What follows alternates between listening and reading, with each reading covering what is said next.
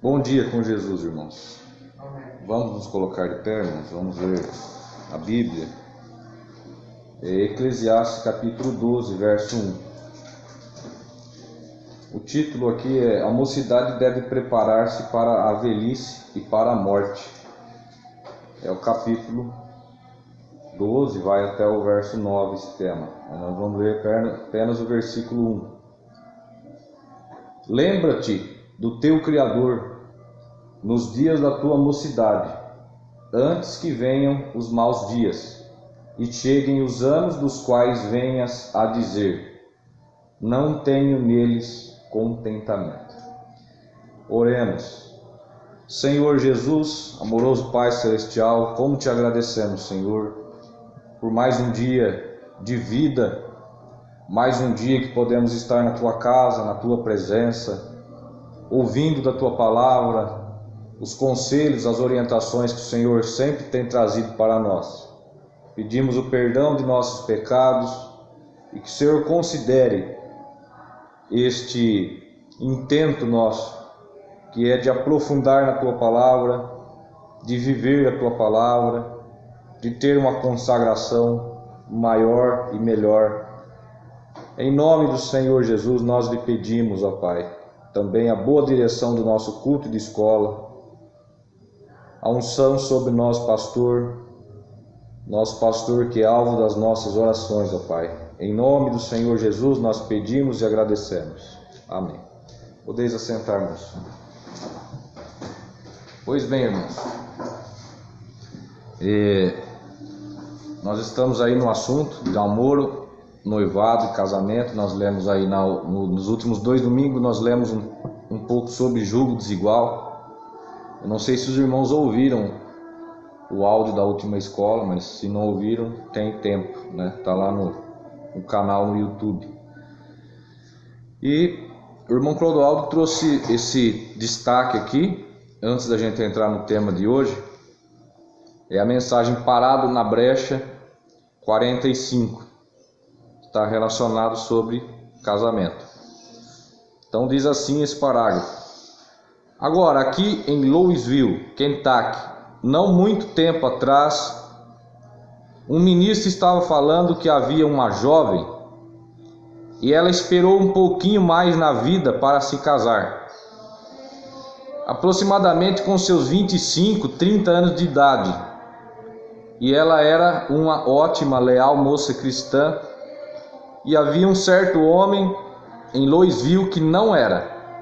Veja o currículo dessa moça, né? Uma leal moça cristã, uma ótima moça cristã. E havia um homem que não era, não tinha essas qualidades. E ele não havia tido uma vida muito boa. Ele havia frequentado bailes e motéis e assim por diante. Mas certo dia, ele encontrou perdão para os seus pecados. E ele se tornou um verdadeiro cristão. Verdadeiro e leal cristão. E cerca de 1 ano mais tarde, ele ficou apaixonado por essa jovem. E a jovem ficou loucamente apaixonada por ele. E eles se casaram. E após viverem juntos cerca de 2 anos, foi dito que esta jovem disse ao seu marido certo dia. Ela disse: querido, eu suponho que seja um pouco difícil para você, sendo um novo cristão, disse. Eu sou uma cristã desde que eu era garotinha, porém disse, para você, um jovem cristão, ter de suportar todas as astúcias e tentações que acompanham depois de você ter pecado por tanto tempo. E ele disse: bem, isso tem se tornado uma batalha. E ela disse: eu quero que você se lembre de uma coisa, que se o inimigo o perturbar em algum lugar e você cair e voltar ao pecado, não se afaste de casa. E eu quero que você venha para casa, disse. Você vai encontrar em casa a mesma esposa com quem você se casou, disse. Eu o ajudarei a orar para voltar e orar até alcançar a Deus. para que volte a Deus outra vez. Disse: eu não quero que você permaneça fora. Disse: veja, eu casei com você sobre as bases, não do que você era, mas eu casei com você porque eu te amo. Veja, estava baseado no amor verdadeiro. E ela disse: não importa o que você faça, eu continuo te amando. Eu me casei com você porque eu te amo. E o homem naquele dia foi trabalhar, estava ouvindo isso ser repetido no lugar aonde ele estava trabalhando, e ele disse: agora, como poderia um homem fazer qualquer coisa errada contra algo assim, quando a mulher que o ama de tal maneira que não importa o que ele fizesse, estava desejando que voltasse para tomá-lo outra vez e tentar isso outra vez? Vem? Isto mostra, agora, você multiplique isso por 1 bilhão, e então você terá alguma ideia do que é o amor de Deus. Então aquele homem ficou constrangido pelo amor daquela moça ali. Ela entendeu a condição dele, da onde Deus o tirou, da onde Deus tirou da lama do pecado aquele homem. Então ele ficou constrangido. Como que ele ia pecar contra o amor daquela mulher, sendo um amor tão verdadeiro por ele, né? E ela já demonstrando essa intenção de ajudar, de estender a mão. Então é muito bom, irmão Clodoaldo. 45 ao 48, essa lembrança aqui sobre casamento, sobre amor verdadeiro. Pois bem, irmãos, agora nós vamos seguir em mais um tema aqui, que é sobre a conduta do namoro cristão. Conduta. Como se portar no namoro cristão. Nós vamos tratar do namoro cristão porque não nos interessa o namoro do mundo. Nosso assunto aqui é a nossa vida cristã, é a nossa vida junto com Deus. Então tem uma frase que a gente já disse no começo, o pastor Joaquim, saudosa memória, sempre falava isso: se você quer as bênçãos da mensagem no seu casamento, na sua vida conjugal, na sua família, namore na mensagem, noive na mensagem, case na mensagem. Quer dizer, a gente tem as orientações, os conselhos de Deus para tudo que a gente vai fazer em relação à vida conjugal. Então, a bênção está aí. A Bíblia fala assim: está diante de nós a bênção e a maldição. Uma vez que a gente conhece o caminho verdadeiro, correto, e a gente faz errado, a gente está afadado à maldição, ao fracasso, né? Então está diante de nós a bênção e a maldição. Então, vamos iniciar aqui. O período do namoro está em deixar o fator biológico, sexual, predominar, com prejuízo dos fatores espirituais. Por quê? Por que é perigoso? Porque nós somos homens, nós somos mulheres, falando de uma forma geral, formado com isso dentro de nós, hormônios. Nós não somos bonecos de borracha, né? Nós temos sensação, nós temos hormônios, nós sentimos, né? Nós temos esse fator importante que nós já lemos aqui sobre a atração, né? O homem atraído pela mulher, a mulher atraída pelo homem. E isso é inevitável, está no namoro, tem que estar no namoro, tem que estar lá num casamento. Senão, não é um casamento produtivo, não vai deslanchar esse casamento. Tem que ter esse fator também, a atração. Mas para nós, o namoro cristão, a conduta do namoro cristão é uma amizade. É um momento para a gente conhecer mais a fundo. Não é um momento para se beijar, para se abraçar, para se aproximar os corpos e deixar dar vazão aos hormônios, a esse desejo sexual, e beijar na boca e abraçar esse namoro sujo que eles têm no mundo. Não é para isso, né? Então nós temos esse aconselhamento, temos essas orientações. Então há um perigo muito grande da gente deixar esse fator biológico predominar, quer dizer, tomar controle da situação, da relação. o homem de fora, a carne, tomar controle. É prejuízo demais para as duas partes. Fica maculado, fica manchado, né? Se a gente dá vazão a isso. Então tem que ter uma palavra agora que eu vou pôr para vocês: temperança. Nós já estudamos aqui as 7 eras, aliás, a estatura de um varão perfeito, aquelas 7 virtudes, e uma delas é temperança, quer dizer, o autocontrole ou controle de Deus sobre a nossa vida. Não só no namoro, não só nessa vida de relacionamento, o homem de fora não pode controlar, a carne não pode controlar, mas na vida espiritual nossa, na nossa jornada espiritual, de uma forma geral. Se o homem de fora controlar, vai ser um fracasso. Tem que ser o homem de dentro, tem que ser o controle de Deus, né? Então, se a gente dar vazão, deixar esse fator biológico, sexual predominar, nós vamos ter prejuízo nos fatores espirituais. Tudo que a gente faz aqui vai refletir na nossa vida espiritual, né? Deus está atento a tudo. Não tem 4 paredes que Deus não possa estar ali olhando o que você está fazendo. Então, tira isso da sua cabeça, tiremos isso da nossa cabeça, que nós vamos ocultar alguma coisa de Deus. Deus vê tudo, né? Com a vinda desses recursos de rede social, celular, é muito fácil enviar um vídeo, muito fácil enviar uma foto. Tome cuidado com as imagens que você registra. Muito cuidado com para quem você está mandando determinadas coisas, né? Uma vez que você registra o seu corpo e manda, aquilo está registrado por muito tempo. Por muito tempo. Você não sabe aonde vai cair, né? Então, hoje a coisa aproximou mais, né? Está no aparelhinho na nossa mão.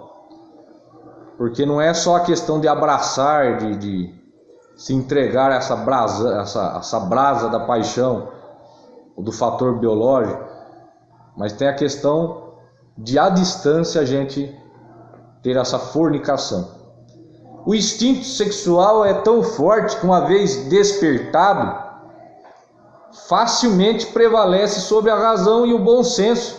É difícil de controlar. Tanto no homem quanto na mulher, é difícil. Então por isso que a gente tem que estar sempre vigilante. Um casal de namorados, quando vão sair, por exemplo, é bom sempre sair acompanhado com um terceiro ou com uma terceira, né? Sempre bom. Por quê? Para estar ali como uma testemunha, para estar resguardando os dois. Porque, como eu disse, todos nós somos sujeitos, né, a essa predominância do fator biológico. Então a gente tem que estar sempre vigilante, sempre com o controle da situação na mão. Então veja, ele facilmente prevalece sobre a razão e o bom senso. O namoro não deve, portanto, estimular este instinto. Não deve estimular esse instinto. Por isso que nós temos essa orientação de não estar abraçando.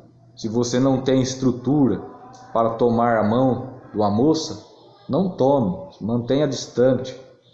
Quem vai ganhar é você, vocês dois. Então vamos lá.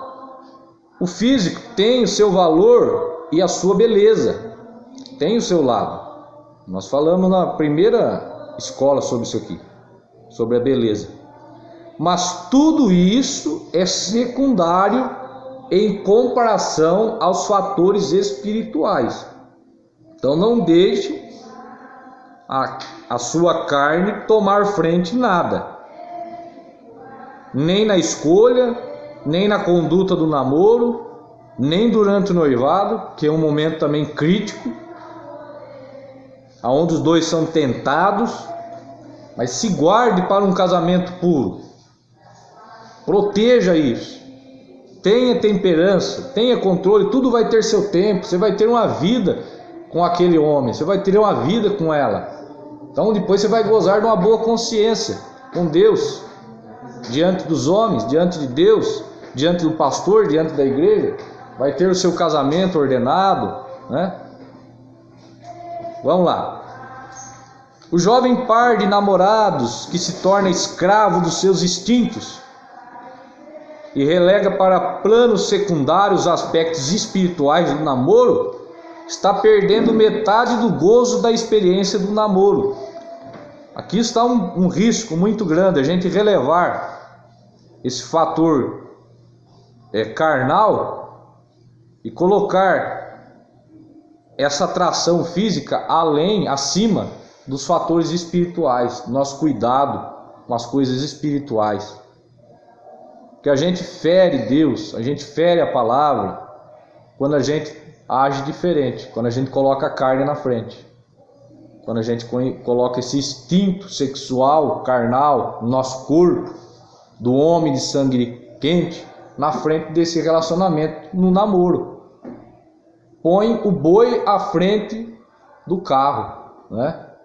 Aliás, o carro na frente dos bois, melhor dizendo. Então a gente avança o sinal, a gente troca a coisa.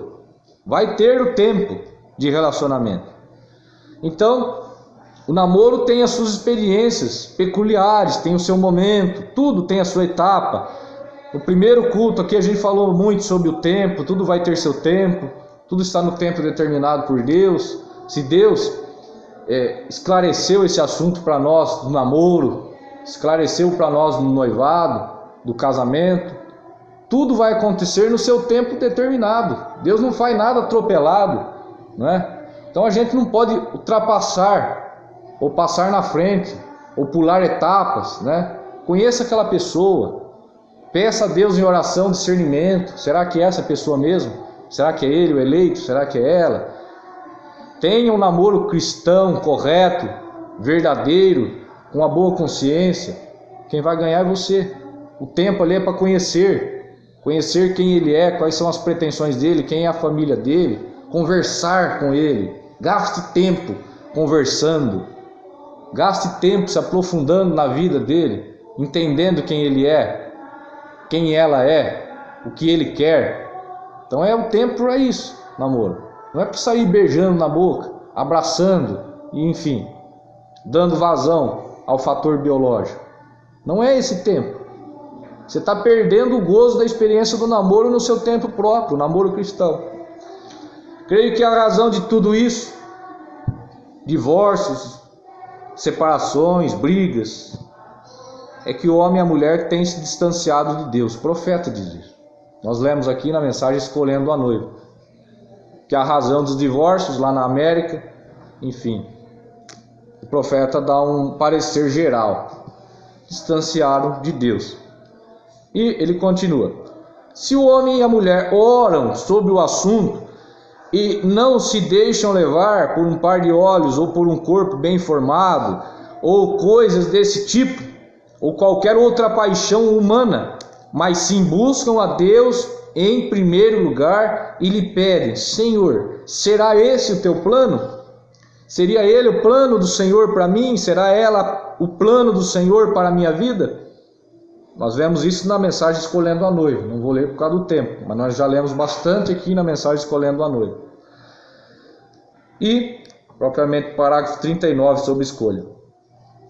O Senhor que adotar padrão cristão no namoro será infinitamente mais feliz do que aquele que nesta fase da sua vida esquecer-se de Jesus. Quer dizer, deixar a palavra, deixar a orientação.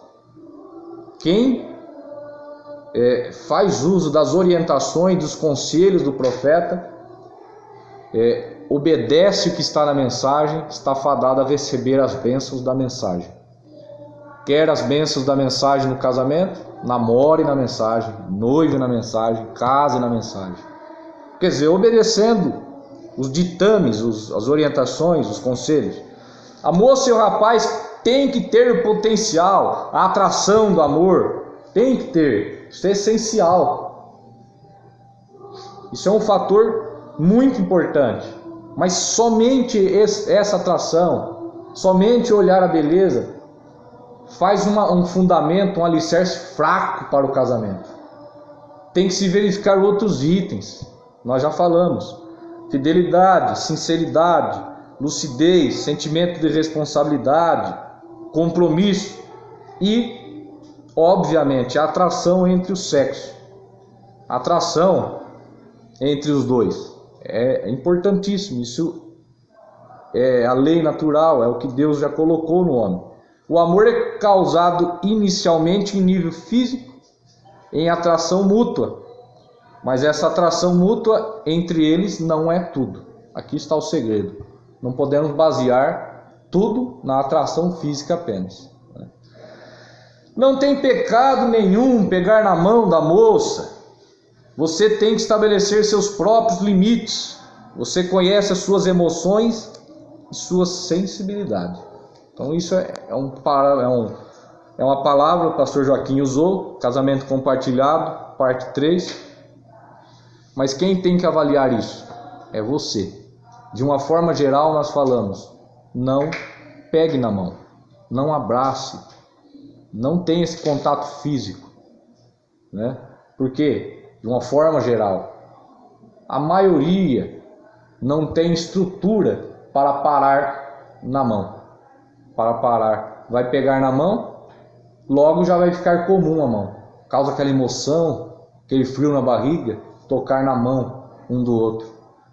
Mas logo já está subindo no braço, aquela sensação da mão já passou, está passando no braço, está com a mão no ombro, e aí por diante, né? Então pessoas não têm estrutura em parar somente na mão. Por isso que veja bem, não tem pecado nenhum pegar na mão da moça, mas você tem que estabelecer seus próprios limites.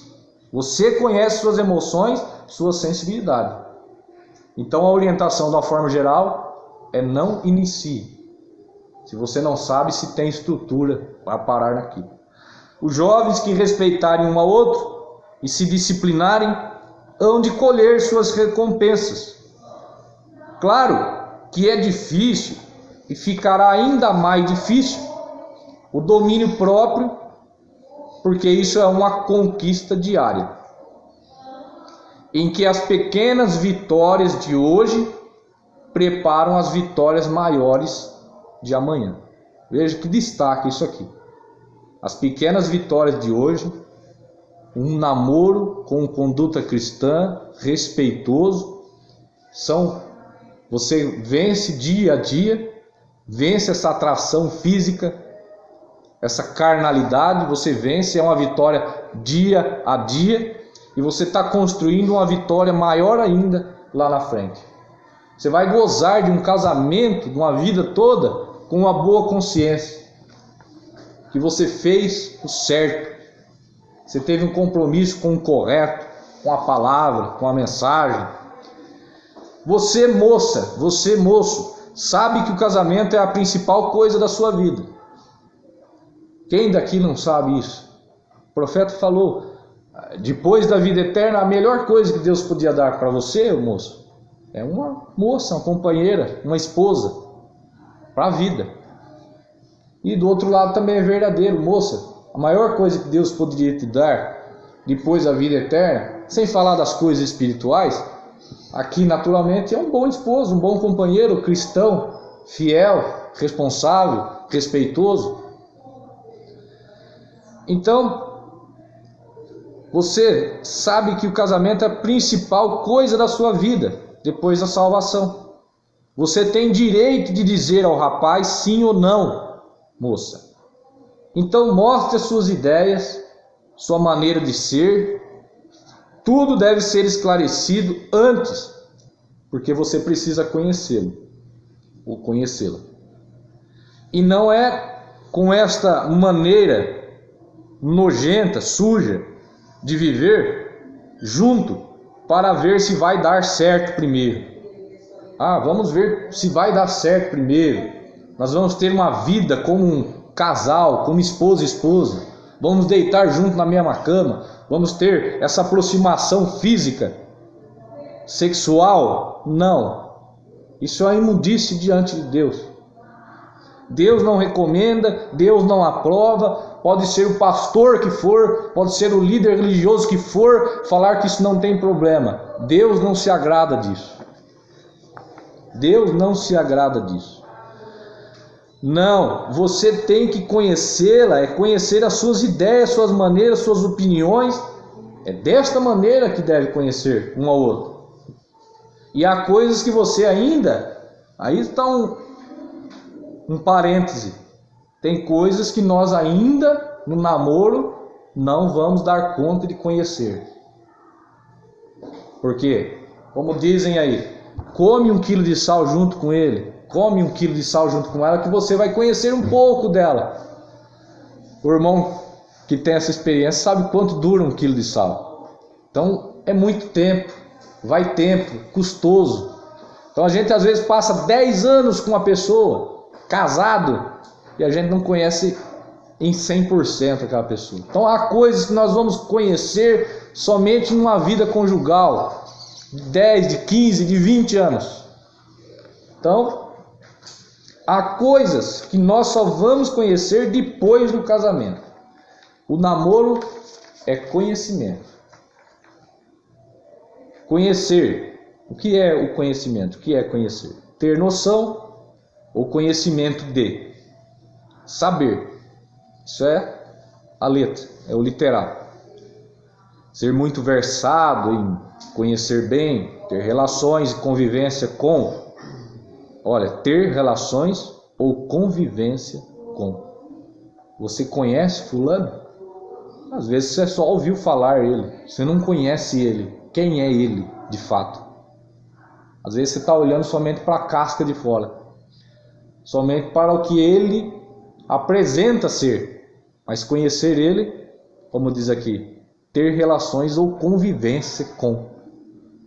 Namoro é ter convivência. Você vai ter um certo tipo de convivência com ele, com ela, com as suas famílias, de um lado do outro. Então, você vai conviver, você vai aprofundar um pouco na vida dele. Namoro é isso. É uma amizade aprofundada para conhecer os dois lados. O namoro cristão é diferente do namoro mundano, do namoro do mundo. Você não precisa nem falar. No mundo, eles têm muita liberdade, tem muita falta de respeito um para com o outro. Eles já se conhecem no namoro, ou até antes, nem namoram, já estão se conhecendo, já estão tendo suas relações. É um namoro sujo, mundano. Para muitos é até um passatempo, mas é uma falta de consideração por aquela pessoa, uma falta de respeito, entrando um na intimidade do outro antes de ter uma palavra de confirmação, antes de ter mesmo qualquer confirmação de namoro. Isso é no mundo. Então já se entregam, estão entregues às paixões da carne. Então, apenas o jeito em que o casal age no seu namoro, desrespeitando um ao outro, com muitas liberdades, isso já define como aquele namoro um namoro mundano. Então, o nosso namoro cristão tem que ser um namoro de respeito, tem que ser um namoro de conhecer a pessoa, de falar, de conversar, de aproximação, para entender quais são os propósitos de um lado e de outro. Para nós, os cristãos, o namoro é um processo para o casamento, é uma etapa para o casamento, e é algo muito sério, que tem que ser levado muito respeito. Aprendemos com o profeta a voltar à palavra original, ou seja, tudo que tinha sido pervertido pelo mundo, de uma forma geral, pelo mundo religioso, deveria voltar ao original com a mensagem do profeta. A mensagem do profeta nos leva de volta ao original, revela a Bíblia, revela as orientações bíblicas para nós. E no namoro, o profeta tocou e restaurou isso para nós, com um namoro cristão puro, porque no mundo evangélico, isso aqui não existe mais. Esse namoro com respeito, com pudor, com decência, não existe mais. É raríssimas as exceções. Então já abriram as porteiras, já tem um mundo, já tem um namoro mundano. A exemplo daquela professora de escola dominical que zombava das irmãs do tabernáculo e ela teve aquele fim terrível com uma doença venérea, morrendo. E ela disse: chame o pastor, chame meu pastor aqui, estou morrendo, estou indo para o inferno por conta dele. Porque ela teve experiências com vários homens, uma mulher sem compromisso, e conhecia o homem, já tinha suas relações sexuais com ele, e foi acometida de uma doença sexualmente transmissível, e acabou por estar morrendo, moribundo no hospital, e clamando contra o pastor dela, que ensinou ela errada, que levou ela para o inferno com aquela orientação errada. Ah, isso não tem problema. Então esse namoro sujo não tem problema. Tem problema. E o profeta vem para pregar para nós, para condenar as coisas erradas. Então isso aqui fere o pastor, isso aqui, a mensagem fere o pregador, fere o líder de cântico, fere o diácono, fere a igreja inteira. Tange. E graças a Deus por isso, que a mensagem toca na gente. Porque o dia que a gente sentar no banco da igreja da mensagem e a mensagem pregada não atingir a gente, não causar mudança na gente, a gente está perdendo tempo. Então sempre a gente vai ser tangido, porque essa mensagem é o sal da hora. É o sal da hora. Então ela, a respeito de namoro, de noivado, de casamento, o profeta veio e restaurou o assunto. Gente, igreja, noiva, é assim. São os aconselhamentos, são as orientações. Está diante de vocês a bênção e a maldição. Esse é o certo. Isso é o que eu tenho que pregar. Isso é o que eu tenho que entregar. É o compromisso com a verdade. E tem o lado errado. Vocês tomam a decisão que vocês quiserem. Livre-arbítrio. Então o que eu estou fazendo aqui? Sou exemplo para ninguém, mas estou entregando a mensagem. A mensagem é pura. A mensagem é o sal da terra, é o sal na ferida. Então doa aonde tem que doer, fira quem tem que ferir. Nosso compromisso é com a verdade, para entregar para vocês, jovem, a verdade. Deus falou para nós a revelação ou a restauração sobre namoro, sobre noivado, sobre casamento. E eu tenho que falar para vocês, tá bom? Então vamos lá, já vamos encerrar. Então, sem entrar em detalhes sobre doutrinas, podemos refletir sobre o verdadeiro namoro cristão dentro da palavra, onde a única consequência é um casamento abençoado, filhos abençoados, um lar abençoado, uma boa consciência diante de Deus.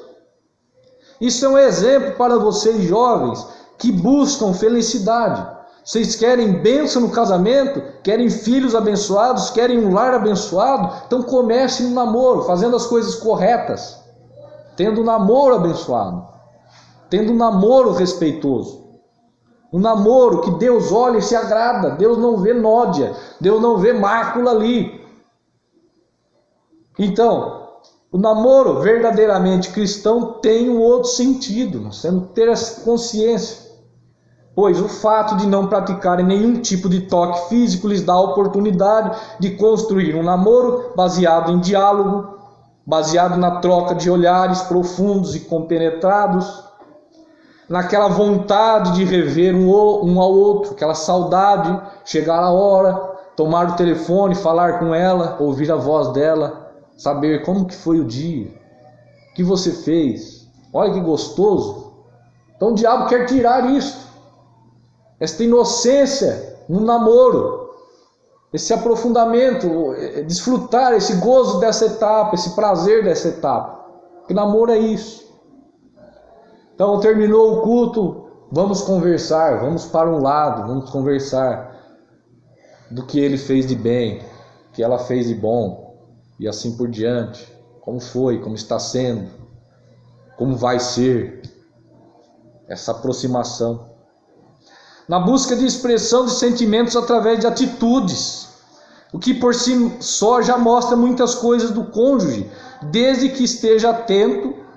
Por isso que a gente tem que estar atento nessas conversas, nessas aproximações, nesse almoço na casa dele, nesse almoço na casa dela, a gente estar muito atento.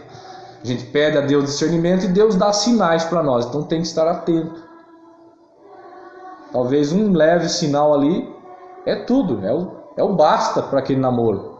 Não dá para prosseguir. Ou aquele leve sinal, aquilo que ele fez, aquilo que ela fez, me chamou a atenção. Vai ser um bom pai, vai ser um bom companheiro, vai ser um fiel companheiro, sabendo que aquilo não é absoluto, aquilo não é 100%.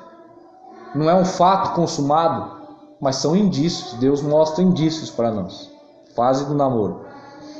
Então, e acima de todas essas coisas, também vai oferecer para vocês uma consciência tranquila diante de Deus, por ter a certeza que Ele está te observando em tudo. Deus vê tudo. Ah, mas o WhatsApp é só eu e ela que estou vendo. A mensagem é criptografada. Deus não tem obstáculo. Deus vê tudo. As mensagens que você escreve, as fotos que você envia, os vídeos que você envia, a sua atitude lá escondido, no escuro, dentro do seu quarto de dormir, até mesmo os pensamentos que passam na nossa cabeça, diante de Deus é claro como a luz do sol. E ter a certeza que Ele está observando tudo e agirá a favor de ambos conforme a sua sinceridade. Então, se nós queremos uma vida de relacionamento abençoada, então vamos fazer o certo. A oportunidade é dada a todos nós, não é? A gente fala isso aqui, não é porque está acontecendo isso aqui, mas é como uma prevenção. Um dia, se chegar, você está instruído já, não é? Vamos nos colocar de pé, irmãos? Oremos. Senhor Jesus, grande autor da vida, mais uma vez, ó Pai, te agradecemos por esse tempo tão bem aproveitado, Pai, na Tua presença. E eu lhe peço perdão, Pai, se eu tenho falhado alguma coisa, se eu não tenho falado como deveria ser para esse povo nesse pequeno tempo. Mas complete a bênção para cada um, Pai. Complete a orientação para cada um. E eu lhe peço em nome do Senhor Jesus, concede-nos um culto excelente nessa manhã, Pai, na Tua presença. Em nome do Senhor Jesus. Amém.